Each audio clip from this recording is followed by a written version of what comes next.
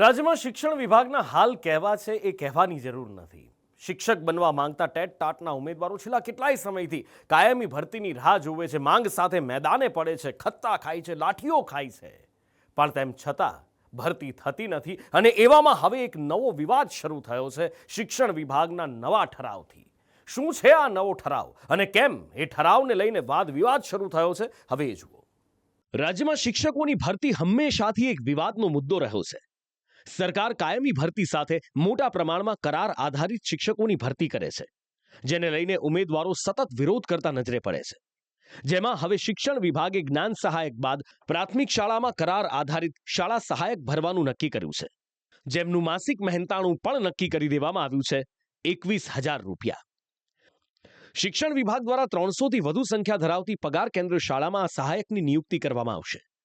આ શાળા સહાયકની લાયકાતની વાત કરીએ, માન્ય યુનિવર્સિટીમાંથી સ્નાતક સહિત બીએડની ડિગ્રી હોવી ફરજિયાત છે, તેમજ પસંદ થનાર ઉમેદવારની વય મર્યાદા 38 વર્ષથી વધુ ન હોવી જોઈએ। રાજ્યની સરકારી અને ગ્રાન્ટેડ ઇન સ્કૂલોમાં 11 મહિનાના કરારથી શિક્ષક નિમાતા હોય છે, જેને પ્રવાસી શિક્ષક તરીકે ઓળખવામાં આવતા હતા। વર્ષ 2023માં આ પ્રવાસી યોજનામાં ફેરફાર કરી વેતન ધારા સાથે જ્ઞાન સહાયક યોજના દાખલ કરવામાં આવી। પણ હવે શિક્ષણ વિભાગ દ્વારા રાજ્યની પ્રાથમિક શાળાઓમાં શિક્ષણ સહાયક ભરવાની જાહેરાત કરવામાં આવી છે, જે આઉટસોર્સ એજન્સી દ્વારા ભરવામાં આવશે। શાસન અધિકારીએ તેમના જિલ્લા માટે નિયત થયેલ એજન્સીને ઈ પેમેન્ટથી માસિક મહેનતાણા સાથે એજન્સીને સર્વિસ ચાર્જ અને જીએસટી અલગથી ચૂકવવાનો રહેશે। પણ સિક્યોરિટી અને પટાવાળાની માફક શિક્ષકોની કરાર આધારિત ભરતીને લઈ ઉમેદવારો નારાજ થયા છે। વિપક્ષે પણ સવાલ ઉઠાવ્યો છે। સરકાર છેલ્લા 13 વર્ષથી કરાર આધારિત શિક્ષકોની નિમણૂક કરી રહી છે। જ્યારે ભરતી માટેની માંગ ઊભી થાય ત્યારે સરકાર નવા નાટકો શરૂ કરે, ક્યારેક જ્ઞાન સહાયક લાવે, ક્યારેક બીજી રીતે સિસ્ટમ લાવે, ત્રીજી વખત લાવે, અને હવે તો સરકારે સંપૂર્ણપણે શિક્ષણનું દેવાળું કાઢવું હોય તે રીતે આઉટસોર્સિંગના નામે શિક્ષક સહાયક કોન્ટ્રાક્ટ સિસ્ટમ દાખલ કરવા માંગે છે। મને એમ લાગે છે કે ગુજરાત માટે આ સૌથી ચિંતાનો અને શિક્ષણ માટે પણ આ ચિંતાનો વિષય છે। ગુજરાતના હજારો યુવાનો શિક્ષક બનવા માટે વર્ષોથી તમામ લાયકાત સાથે રાહ જોઈને બેઠા, ત્યારે સરકાર આવી કોન્ટ્રાક્ટ સિસ્ટમ શાના માટે લાવે? આઉટસોર્સિંગથી શિક્ષણની વ્યવસ્થા ઉપર કેટલી ગંભીર અસર પડશે?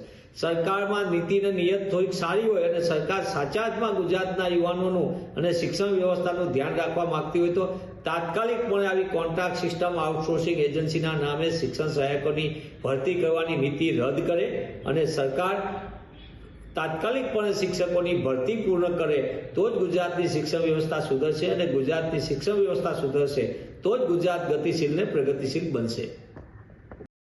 ટેટ ટાટ પાસ ઉમેદવારો જે શિક્ષક ભરતીની રાહ જોઈ રહ્યા છે, તેઓ કહી રહ્યા છે કે આ સિસ્ટમ ઉમેદવારો માટે લપડાક સમાન છે। આટલી મહેનત કર્યા પછી પણ કાયમીના બદલે કરાર આધારિત ભરતી કરવાની હોય તો પછી આટલી ડિગ્રી લેવાનો મતલબ શું? જો આમ જોવા છે ને, જે તમામ જે તૈયારી કરતા હોય છે ને નોકરી માટે સરકાર, એ લોકો માટે મોટી લપડાક છે। કારણ કે જો આ જ રીતે કરવું હોય તો ભાઈ અમે તૈયારી શાના માટે કરીએ? અમે આટલા વર્ષોથી એક્ઝામ માટે તૈયારી 2014થી હું તૈયારી કરતો આવ્યો છું। દરેક જગ્યાએ પેપર ફૂટી જાય તે બધા મામલાઓ સામે આવતા હોય છે, તો પછી આ રીતે કરવું હોય તો તમારે અમને એક કામ કરો, અમારે સરકારી નોકરી જોઈતી ને, અમે પ્રાઇવેટ નોકરી કરીએ છીએ, બરાબર છે, 10-15 હજારમાં નોકરી કરીએ છીએ, એ ચાલશે, પરંતુ ખોટા તાઇફાઓ ના કરો, કારણ કે આ તો કોઈ બી આવે ઠરાવ પાસ કરી દે, એવું થોડી ચાલતું હોય। કાયમી ભરતી થવી જોઈએ, લોકો મહેનત કરે છે, મહેનત કરતા લોકોની કદર સરકારે કરવી જોઈએ। જો સરકાર કોન્ટ્રાક્ટના જે માલિકો છે એને જો ધનવાન બનાવવાની કોશિશ કરતી હોય તો અમારું તો ભવિષ્ય અંધકારમય થશે। શું અમે કંઈ સિક્યુરિટી પટાવાળા બનવા માટે પછી આટલું ભણીએ? અમારું ભણતરનું શું? વિરોધ છે, 100% વિરોધ છે। અમે વિરોધ કરીએ જ છે, અને જો પટાવાળાને સિક્યુરિટી બનવાનું હોય તો પછી આટલું ભણતર કામનું શું છે? આ બધા વચ્ચે શિક્ષણવિદ સરકારના આ નિર્ણયને આવકારી રહ્યા છે। તેઓ કહી રહ્યા છે કે શિક્ષણ વિભાગના આ નિર્ણયથી વહીવટી સરળતા રહેશે, કારણ કે પ્રાથમિક શાળાના શિક્ષકોને શિક્ષણ આપવાની સાથે અન્ય કેટલાક કામો પણ કરવાના રહે છે। કે સરકારે જે જાહેરાત કરી છે કે આઉટસોર્સિંગથી શિક્ષકોની ભરતી કરવી, તે પ્રાથમિક શાળાઓના પે સેન્ટરોમાં એક વહીવટી સહાયક મૂકવા માટેની વાત છે।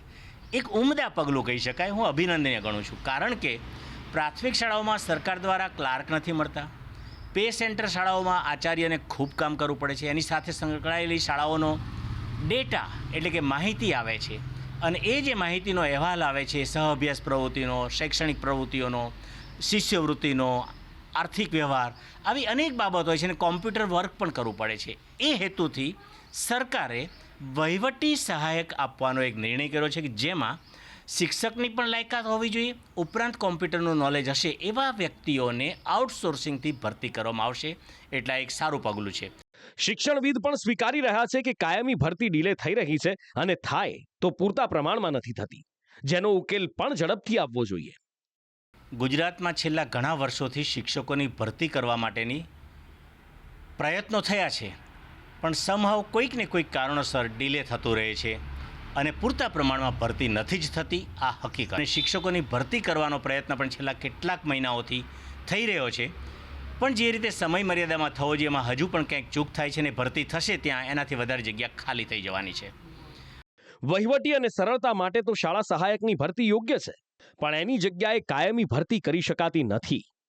ખેર, આ મુદ્દો અત્યારે રાજ્યમાં ચર્ચાના એરણે છે. સરકારે ફરી કરાર આધારિત ભરતીને મહત્વ આપતા સવાલો ઉઠી રહ્યા છે કે શું શિક્ષણ વિભાગ આખી શિક્ષણ વ્યવસ્થાને જ કોન્ટ્રાક્ટ આધારિત કરવા માંગે છે? બ્યુરો રિપોર્ટ, સંદેશ ન્યૂઝ.